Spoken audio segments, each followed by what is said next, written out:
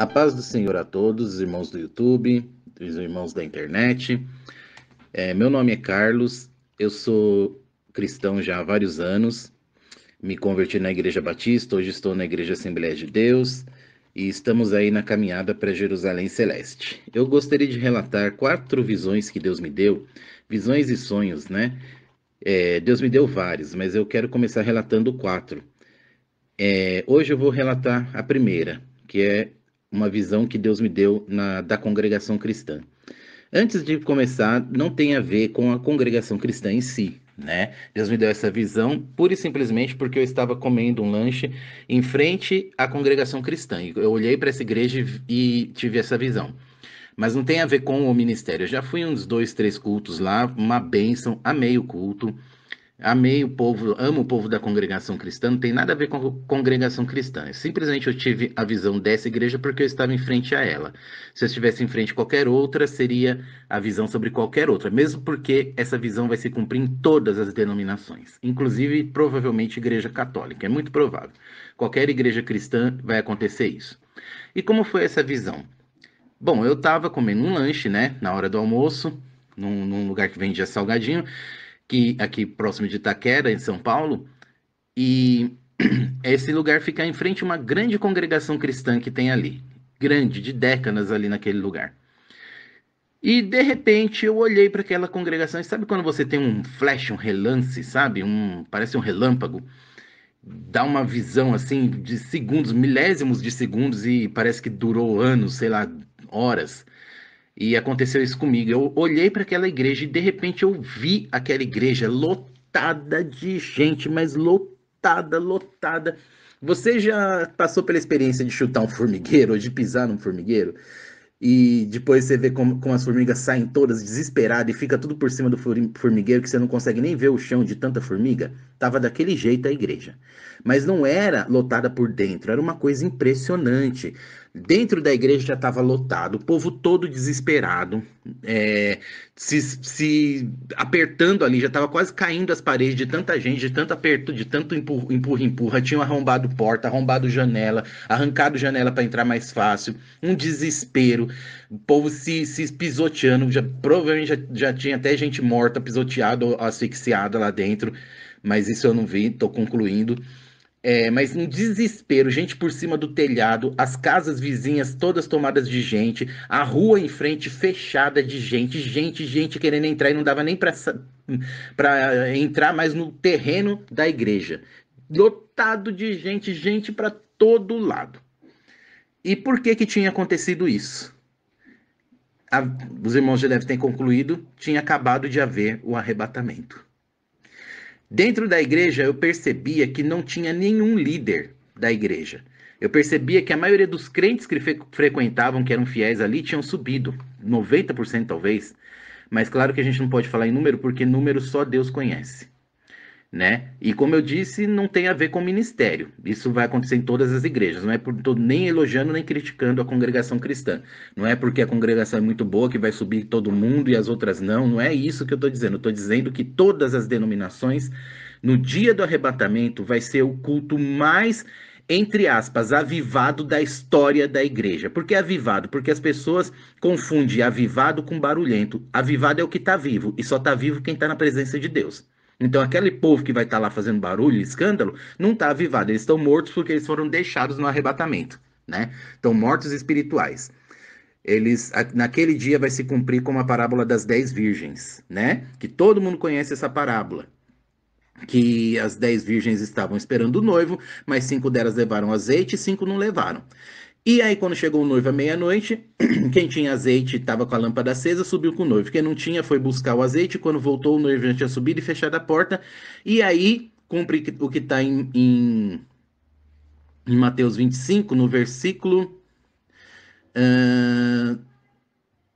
no versículo 11. E depois chegaram também as outras virgens, dizendo: Senhor, Senhor, abre-nos. E ele respondendo disse: Em verdade vos digo que não vos conheço.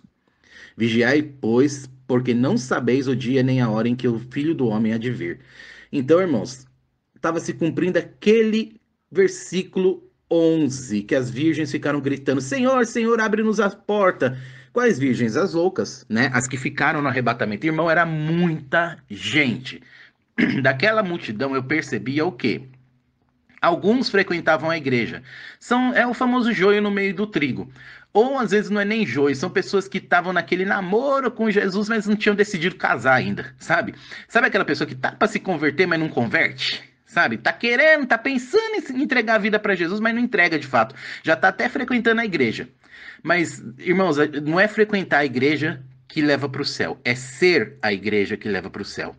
Eu não vou para o céu porque eu me converti à Igreja Batista, ou à Igreja Assembleia de Deus, ou à Igreja Congregação Cristã no Brasil. Eu vou para o céu porque eu me converti a Jesus Cristo, Filho de Deus, o meu Senhor, o meu Salvador.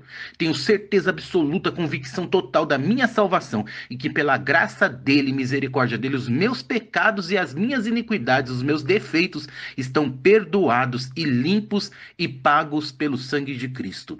Isso é o que me torna igreja, templo do Espírito Santo, e é o que me credencia para entrar no céu. Ninguém entra no céu batendo no peito e dizendo eu tenho o direito de entrar aqui. Ninguém. Quem pensa isso está perdido e condenado. A gente entra no céu agarrado na mão de Cristo, com a misericórdia dele, ele levando a gente de mão dada e pedindo pro pai, pai, eu sei que ele é pecador, mas ele me ama, deixa ele entrar aqui, por favor. E porque é o filho pedindo pro pai, o pai fala, ele tá devendo, mas olha, filho, porque você tá pedindo, eu vou deixar. E ele fala, pai, fica tranquilo, eu vou limpar ele, eu tô trabalhando com o Espírito Santo, ele vai ficar perfeitinho que nem a gente, mas deixa ele entrar agora. E é nessa misericórdia, nessa fé que a gente entra no céu, né? Não é no nosso próprio poder e na nossa santidade, na nossa grande justiça, não. Quem confia na sua justiça está perdido. Eu confio na justiça do meu Salvador, Jesus Cristo.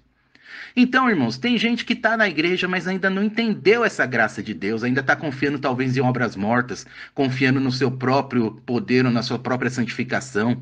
Confiando, não que a gente não deva se santificar, mas não é isso que nos leva para o céu. A gente se santifica porque somos salvos e não para sermos salvos. Eu me santifico porque eu estou salvo em Cristo e quero parecer com Ele. Não quero mais parecer com o mundo. Então tem gente que ainda não entendeu o evangelho e está lá, e esses ainda vão ficar, mas com misericórdia de Deus, até preservados do maior sofrimento da tribulação. Talvez, ou até talvez vão morrer rápido e ir para o céu, porque a verdade é essa, depois do arrebatamento, o único caminho para o céu é a morte, a sua morte, porque agora o nosso caminho para o céu é a morte de Cristo. Mas depois que Cristo se retirar da terra através da igreja, porque o corpo dele vai estar se retirando da terra, né? Definitivamente, aí não tem mais a graça. Aí, se quiser ir para o céu, tem que realmente pagar o preço, e é preço de sangue. E o sangue, no caso, vai ser o teu, ou o meu, se nós ficarmos. Mas em nome de Jesus nós vamos estar despertos e vamos estar enchendo o vaso de azeite agora, enquanto é tempo. Agora nós vamos buscar a Deus e vamos orar e vamos ler a Bíblia e vamos estar na presença dele e vamos caminhar com Deus para que a gente seja arrebatado como Enoque. Por que Enoque foi arrebatado? Porque ele andou com Deus.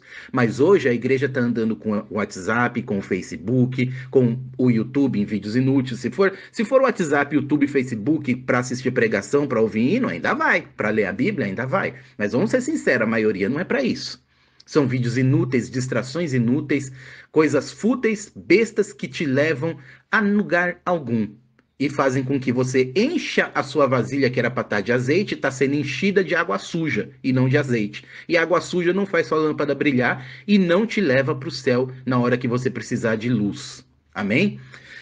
E essa visão da congregação, ela estava assim, foi uma coisa de relance, mas foi uma coisa assim impressionante. Tava um clamor, um desespero tão grande naquele povo que estava lá fora, clamando, porque eles sabiam que ali era o lugar onde era o lugar da salvação. Era ali que tinha que ir para entregar a vida para Jesus, para ser salvo, para receber o azeite, receber o Espírito Santo, participar da comunhão do corpo de Cristo, tomar a Santa Ceia, cumprir os únicos 2 sacramentos que Jesus deixou, né, que é o batismo nas águas e a Santa Ceia. Era ali que eles tinham que estar congregando, participando, fazendo parte do corpo de Cristo, colocando os dons deles a serviço da igreja, trabalhando no ministério de Cristo, fazendo a obra, e eles sabiam que era ali que eles deveriam estar, mas ficaram deixando para depois, deixando para depois, deixando para depois, e o depois chegou e acabou a chance. Fechou-se a porta. Irmãos, você sabe a única diferença de oportunidade que tem do segundo antes do arrebatamento para o segundo depois? A porta fechou. Fechou a porta da graça. Acabou-se a sua oportunidade. Quem entrou, entrou. Quem ficou, ficou. Só que a questão é que você não sabe qual é o segundo que essa porta vai fechar. E por que que a gente não sabe, irmãos? Porque Deus é muito inteligente, irmão. Deus é inteligente demais, demais. Deus é maravilhoso, é lindo, é perfeito. Ele sabe que a gente é tão sem vergonha, tão sem vergonha, tão sem vergonha, que se a gente soubesse que Jesus ia voltar às 4h54 da noite, né? Da tarde, perdão. Às 4h54 da tarde do dia 10 de novembro de 2021, por exemplo, né? Não é profecia, não. Em nome de Jesus não vai voltar nessa data. Eu espero que ainda demore um pouco, que eu quero ganhar mais almas para Jesus. Mas se a gente soubesse que ele ia voltar às 4h54 da tarde do dia 10 de novembro de 2021, a gente ia deixar para as 4h53 da tarde do dia 10 de novembro de 2021 para se converter e buscar Deus. Claro que você pode estar dizendo, eu não. Claro, tem gente que já entendeu que não é assim. Mas a maioria faria isso. Deixaria para se santificar, para voltar a buscar. Talvez no máximo aí sim uns 10 dias antes. Vou fazer uns 10 dias de campanha tal, para no dia tá preparado, né, para subir. Deus é muito inteligente, ele quer que a gente esteja preparado desde sempre, para desde sempre estar trabalhando para ele, fazendo a obra. Irmãos, o que eu vi também naquela visão é que poucos eram os que estavam frequentando ali. A maioria do povo que estava ali era povo que tinha passado por aquela igreja. Faz uma continha aí na sua vida. Se você tem vários anos de evangélico como eu, tenho 23 anos de evangélico e não ando de igreja para igreja. Praticamente eu frequentei duas igrejas, duas denominações, foi a Batista, né, renovada, e a Assembleia de Deus, do mesmo ministério, inclusive. Só na igreja que eu tô, eu tenho 10 anos ali. Irmãos, quanta gente eu já vi passar por ali que vai em um culto e depois não volta mais. Quanta gente desviada. Quanta gente que passou só por aquele lugar. Faz uma continha básica aí se você tá na mesma igreja há muito tempo. Quanta gente você viu e quanta gente você conhece que você viu que era evangélico e não é mais.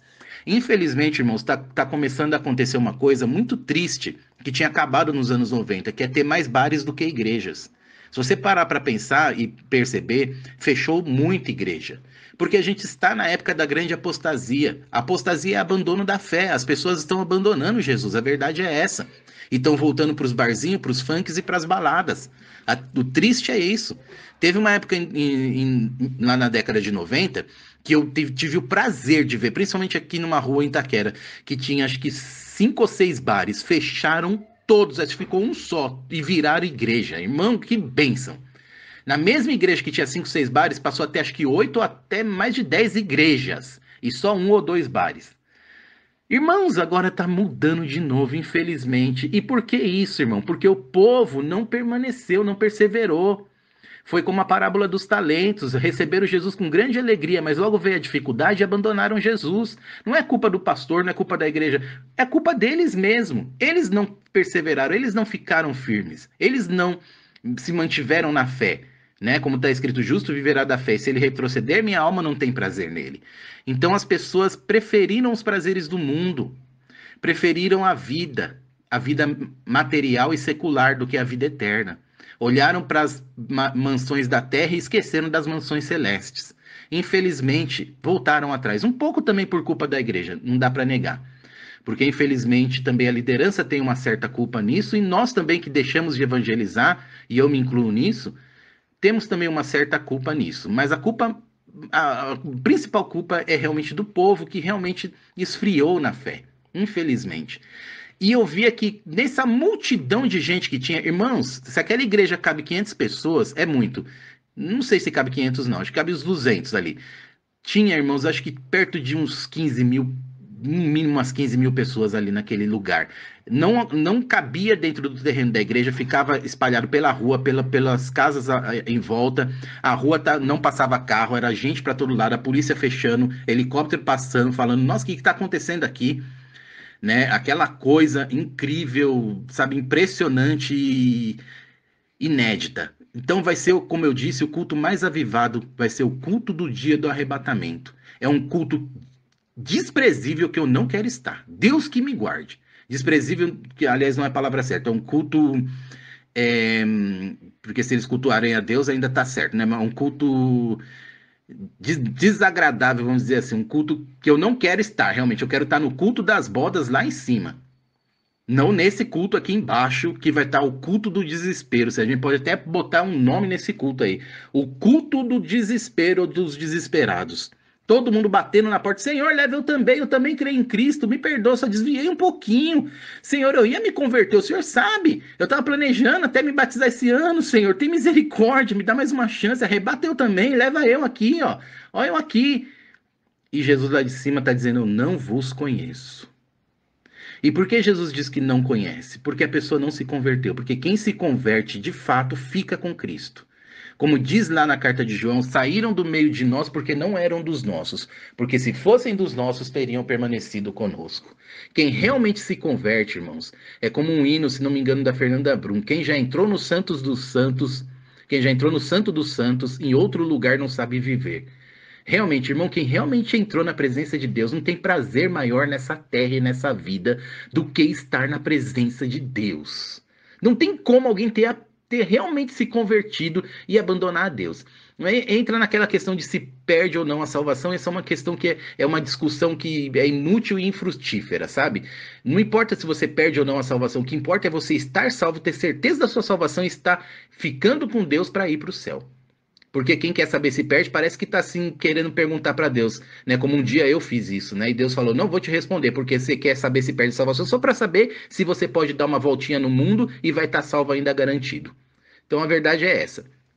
Irmãos, para não ficar muito longo, eu vou encerrar aqui, mas essa foi a minha primeira visão. Amém? Aquele povo que estava lá desesperado, uma multidão de pessoas, eram pessoas que tinham passado pela igreja ou conheciam, era parente de parente, ou já tinham assistido uma pregação pelo YouTube e sabiam que ali era o lugar que eles deveriam ter estado e não estiveram. Irmãos, esteja hoje no lugar que você deve estar, e o lugar que você deve estar é o centro da vontade de Deus. Esteja congregando em alguma igreja evangélica, esteja congregando porque você tem que fazer parte do corpo de Cristo. Porque isso faz parte de uma outra visão que eu vou contar num outro momento também, de Jesus subindo, fugindo da perseguição, que é o arrebatamento também. É o corpo de Cristo que estava subindo, e se você não fizer parte do corpo de Cristo, você não faz parte dele. Não tem como. Não tem como. Quem comigo não ajunta, espalha. Amém? Deus abençoe a vida dos irmãos, que Deus os abençoe, e vamos, irmãos, ficar firme, porque o dia está chegando. Eu quero terminar apenas com aquela palavra de Timóteo, que está em 2 Timóteo 2,19. Todavia, o firme fundamento de Deus permanece, tendo este selo: o Senhor conhece os que são seus, e qualquer que profere o nome de Cristo aparte-se da iniquidade.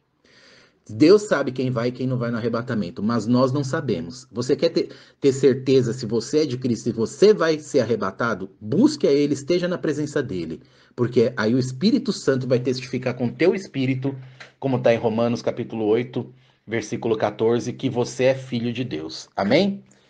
Que Deus abençoe e vamos para o céu. Não vamos perder essa oportunidade, não vamos deixar a porta da graça se fechar e a gente ficar do lado de fora. Vamos entrar em nome de Jesus. Amém.